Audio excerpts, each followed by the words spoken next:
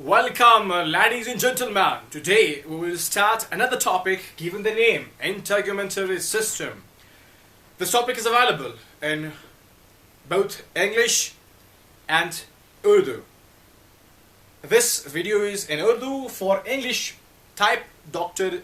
UUT either on Facebook or on YouTube. You will find the lecture.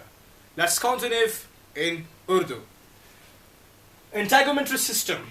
पहले हम समझेंगे integumentary है क्या, फिर सिस्टम है क्या. इंटेगुमेंट बोलते हैं आउटर प्रोटेक्टिव कवरिंग लेयर को. That is called integument. जो हमारा आउटर प्रोटेक्टिव लेयर हो या किसी भी चीज का कोई आउटर या प्रोटेक्टिव लेयर, उसको बोलते हैं इंटेगुमेंट.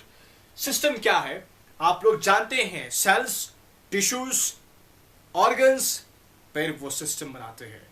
तो यहां पर क्या होगा, यहां पर कौन से ऑर्गन्स कंबाइन होंगे जो एक सिस्टम बनाएंगे. जिन्होंने पहले से खुद से सेल बनाए होंगे, फिर सेल कंबाइन करके टिश्यूज, फिर ऑर्गन, फिर सिस्टम. यहां पर इंटेगुमेंट्री सिस्टम तो हम क्या हुआ, एक ऐसा प्रोटेक्टिव सिस्टम जो बना है डिफरेंट ऑर्गन से, तो उसको कहेंगे इंटेगुमेंट्री सिस्टम. तो इस सिस्टम को बनाने के लिए कौन कौन से ऑर्गन्स इन्वॉल्व है. Hair, nail, skin. The largest organ is known as skin. A very important point. Keep this point in your this place. And exocrine glands. ये सब मिलकर के एक सिस्टम बनाते हैं. उसका नाम है integumentary system. What is integumentary system? The system, an organ system that is composed of hair, nail, skin, and exocrine glands is known as integumentary system. बात समझ आ गई. एक ऐसा सिस्टम है जो बना है from the hair, nail and skin and exocrine glands. अभी इनमें से the most often discussed skin, क्योंकि ये एक लार्जेस्ट ऑर्गन भी है और हम इसको अभी ऑब्जर्व करेंगे कि इसमें क्या है. फर्दर स्किन ये एक आउटर प्रोटेक्टिव कवरिंग है, आप जानते हैं, इसीलिए ये एक पार्ट है इंटेगुमेंट्री सिस्टम का कि ये प्रोटेक्शन का काम करता है और बहुत सारे काम करता है. आइए पहले हम स्किन को ऑब्जर्व करते हैं कि स्किन कैसे फंक्शनल है, स्किन खुद है कैसा. जब हम स्किन को उठाते हैं तो स्किन के 3 मेजर लेयर्स हमारे सामने आते हैं. कुछ बुक्स इसको सिर्फ 2 में काउंट करते हैं कि the very first one and the very second one, ये 2 हमारे पास लेयर्स हैं स्किन के. लेकिन कुछ बुक्स डिस्कस करते हैं कि हमारे पास ये भी है, ये भी है और ये भी है. तीनों मतलब ये कि 3 लेयर्स हैं. तो आप लोग समझ ले और याद कर ले कि हमारे पास 3 बेसिक लेयर्स हैं ऑफ द स्किन. एपिडर्मिस क्या है, नाम को समझे. EP and dermis. ईपी का मतलब है ऊपर, डर्मिस का मतलब है लेयर. ये हमारे पास होगा एक लेयर, इसके ऊपर एक और लेयर अगर आ जाए इसको हम बोलेंगे ईपी. तो ये हुआ आपका ईपी डर्मिस. क्यों, ये डर्मिस लेयर है, डर्मिस के ऊपर हुआ ईपी डर्मिस.